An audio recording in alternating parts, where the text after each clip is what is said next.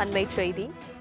நாமக்கல்லில் பாதாள சாக்கடை குழியில் தவறி விழுந்து 4 வயது சிறுவன் உயிரிழந்திருக்கிறார். பற்றிய மேலும் விவரங்களை எமது செய்தியாளர் பிரதாப் விவரிக்க கேட்கலாம். வணக்கம் பிரதாப். பாதாள சாக்கடை குழியில் விழுந்து சிறுவன் உயிரிழந்திருக்கிறார்.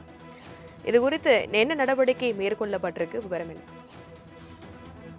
லட்சுமி, நாமக்கல் நகராட்சிக்கு உட்பட்ட 4வது வார்டு சின்ன முதலைப்பட்டியில் கடக்கால் வீதியில் பாதாள சாக்கடை பணிக்காக நேற்று முன்தினம் சுமார் 5 அடி ஆழத்திற்கு குழி தோண்டப்பட்டது. இதில் நீரூற்று ஏற்பட்டு தண்ணீர் தேங்கி நின்றது. ஆனால் நேற்று புத்தாண்டு என்பதால் தொழிலாளர்கள் பணிக்கு வரவில்லை.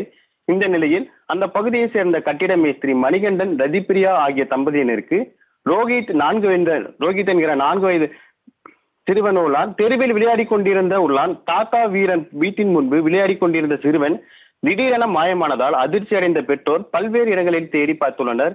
இருப்பினும் சிறுவன் கிடைக்கவில்லை. இதனால் சந்தேகமடைந்த அவர்கள் பாதாள சாக்கடை குழியில் தேங்கி நின்ற தண்ணீரில் தேடி உள்ளனர். அப்போது அங்கு சிறுவன் ரோஹித் சடலமாக மூழ்கி இருப்பதை கண்டு அதிர்ச்சி அடைந்தனர்.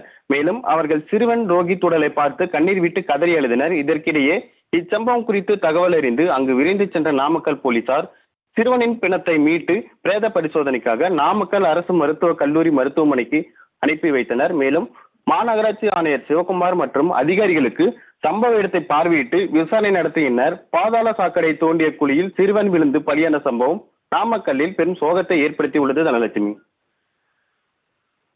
விவரங்களுக்கு நன்றி பிரதாப்.